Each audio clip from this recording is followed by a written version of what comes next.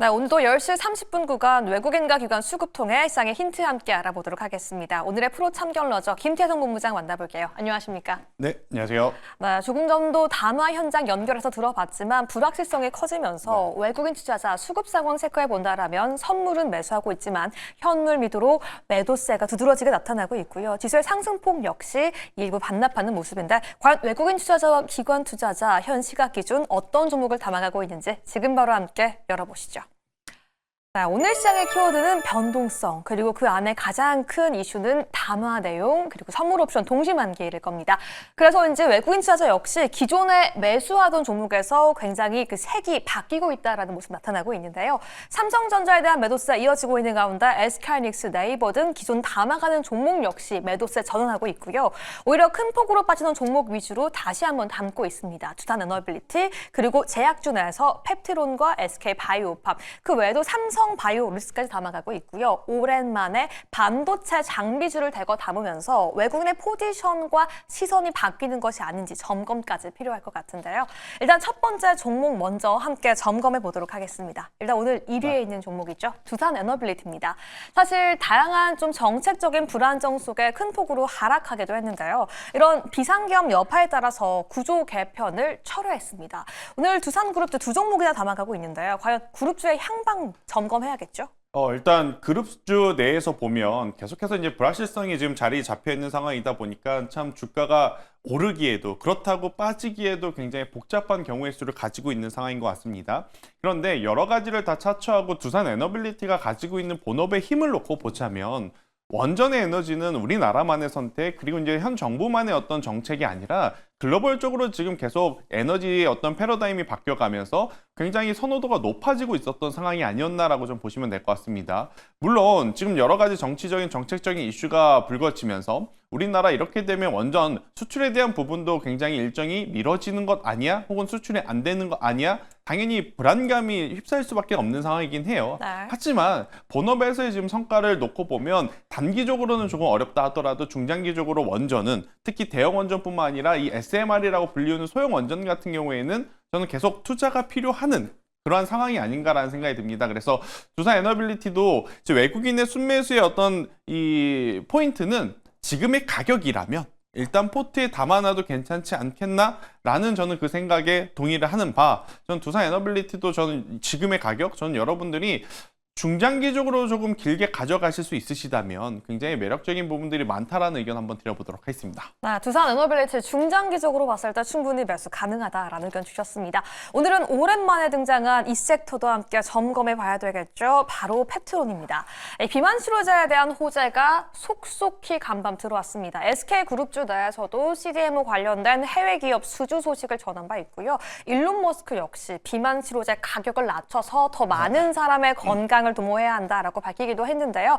펩트론 많이 빠진 만큼 오늘 많이 올랐습니다. 앞으로의 상승세 기대해 보면서 과연 오늘은 매수 타이밍이 될 수 있을지 점검이 필요할 것 같은데요. 참 고민이 되는 기업 중에 그쵸.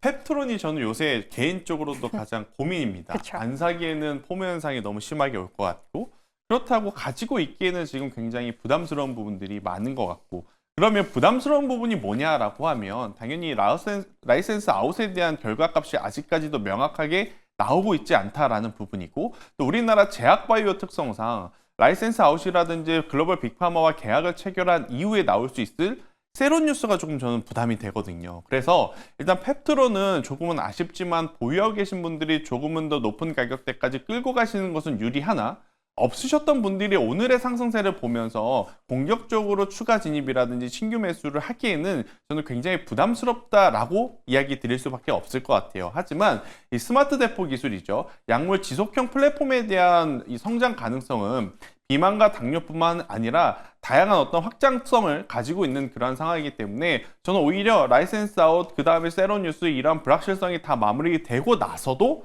투자해 볼 수 있는 타이밍은 충분히 나올 수 있지 않겠나라는 생각이 들어서요. 있으신 분들은 지속 보유 의견 드려보도록 하겠고요. 없으신 분들은 조금은 더 매력적인 가격대가 올 때까지 기다려보자라는 의견 드려보도록 하겠습니다. 네, 미보유자에 대해서는 관망 의견 제시해 주셨습니다.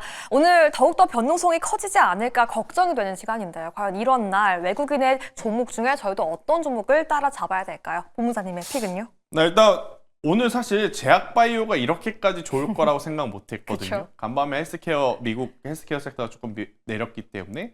근데 의외로 또 오늘 제약바이오가 힘을 내주고 있는데 SK 바이오팜도 메이저 수급 주체들이 이렇게 강하게 들어온 적이 정말 오랜만인 것 네. 같습니다. 그렇기에 외국인 순매수에 지금 잡히고 있는 전 SK 바이오팜을 여러분들이 꼭 보셨으면 좋겠다 생각이 드는데 결국 제약바이오는 지금 두 가지가 해결이 돼야 돼요. 첫 번째로는 그 기업이 밀고 있는 기술력이 인정을 받고 있는가? 대표적인 기업 알테오젠이죠. 네.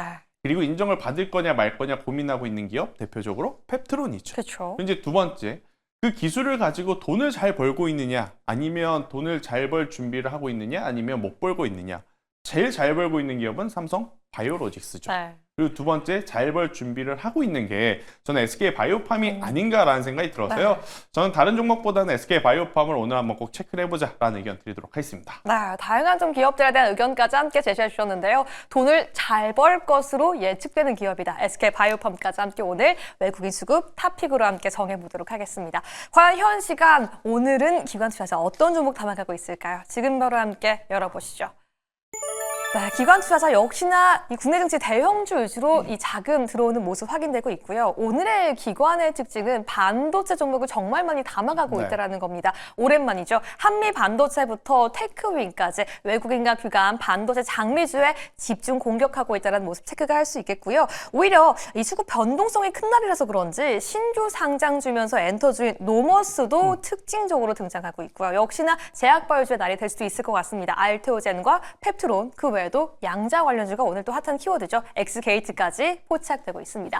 그럼 한 종목씩 체크해 봐야 될 것 같은데 일단 오늘은 반도체 이야기는 꼭 해야 될 것 같아요. 4위에 한미 반도체 네. 있는데요.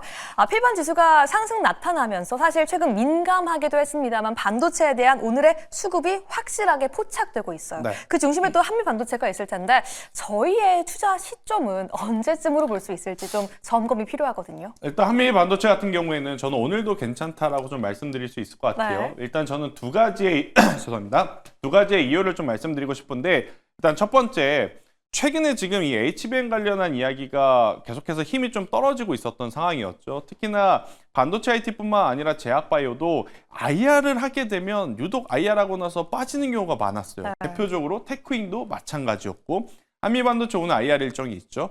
그럼에도 불구하고 만약 잘 소화하면서 종가까지 좋은 모습을 보인다면 저는 지금이라도 한미 반도체는 괜찮다라는 이야기를 한번 드려보고 싶고 우리나라 HBM 밸류체인 하면 1위는 SK하이닉스, 2위는 한미 반도체, 3위는 항상 이수페타시스가 꼽혀왔습니다. 그런데 이수페타시스가 공교롭게도 다른 이슈 때문에 지금 순위에서 밀려났죠. 네. 그러면 여러 기업으로 분산될 수 있었던 힘이 테크윙도 힘들고 이수페타시스도 힘들고 그럼 남은 건 한미 반도체밖에 없구나라고 하면서 수급이 몰릴 가능성도 저는 높다는 생각이 들어요. 그래서 한미 반도체 같은 경우에는 일단 시간과의 싸움은 필요합니다. HBM4 그리고 이제 TC본딩 그 다음 모델에 대한 수주 계약, 수주 금액 이런 것도 이제 체크를 해야 돼서 시간이 필요하긴 하나 지금의 가격이라면 너무 걱정하실 필요는 없지 않겠는가라는 의견 드리겠습니다. 시간과의 싸움이 필요한 건 확실하다. 하지만 지금 가격대 매력적인 구간이다라고 말씀해 주셨습니다. 여기에 뒤를 이어서 최근 다시 한번 등장하고 있는 시장의 핫한 키워드입니다. 6위에 있는 엑스게이트와 함께 점검해 보시죠. 이제는 단순히 미국 시장의 좀 테마적인 양자주만 움직이는 게 아니고요. 네. 구글 역시 양자의 칼을 빼들었습니다. 윌로우라고 부르죠. 아니 이쯤 되면 저희도 양자주를 보유하고 있지 않은 분들 포모 현상이 올 것 같아요. 참 이게 개념 자체가 어렵습니다. 네. 그러니까 가상화폐 블록체인과 자꾸 비교를 할 수밖에 없는데 블록체인은 뭐죠? 누가 아무도 해킹할 수 없다라는 게 포인트지 않습니까? 그쵸.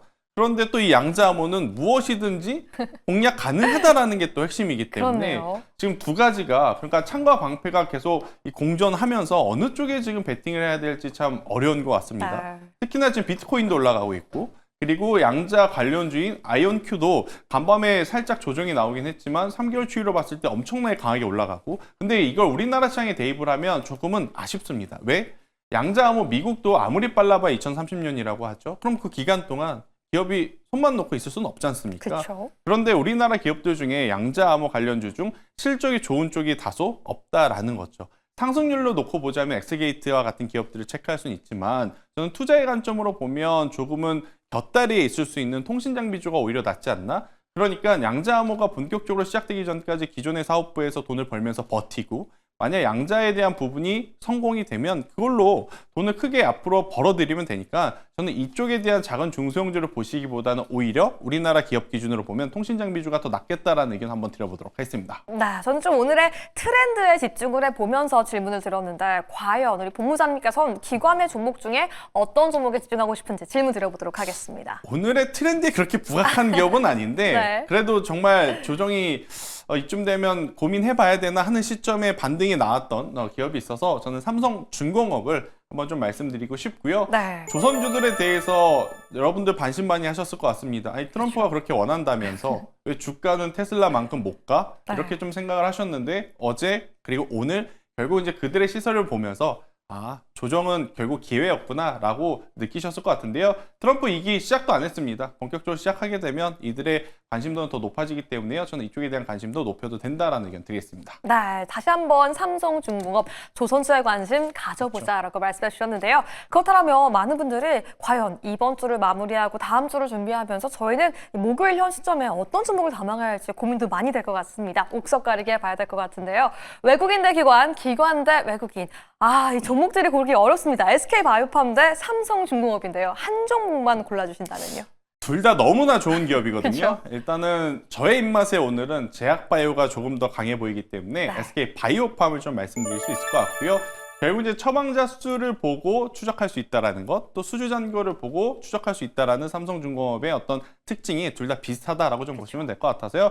삼성중공업은 10만 원이라는 가격대 밑으로만 내려오지 않는다면 저는 목표가 1차적으로는 14만 원을 제시 드려보도록 하겠습니다. SK바이오팜에 대한 가격 전략이시죠? 네, 맞습니다. 네, 오늘 탑백 SK바이오팜 제시해 주셨는데 그러면 성향이 비슷하다라는 키워드를 주셨는데 함께 담아보는 전략은 어떨까요? 가장 어려운 질문인 것 같아요. 왜냐 네. 개인 투자자분들의 현금 여력이 그렇게 크지 않기 때문에 저는 우선 상승 탄력에 조금 더 집중을 하신다면 SK바이오팜이 조금 더 낫지 않을까 그래요? 싶고요. 정책적으로 중장기적으로 투자를 원하신다면 삼성중공업이 그 부분에서는 더 나올 수 있겠다라는 의견 드리겠습니다. 좋습니다. 오늘의 탑픽 SK바이오팜까지 제시해 주셨고요. 가격 전략 10만 원부터 14만 원까지 제시해 주셨으니까 목표가 14만 원 도달 여부 꼭 체크해 주시기 바라겠습니다. 이렇게 오늘도 외국인과 기관 수급 통해서 시장의 힌트 함께 포착해 봤습니다. 오늘 탑픽까지 꼭 기억해 주시고요. 오늘 함께 해주신 김태정 본부장님 다시 한번 감사드립니다.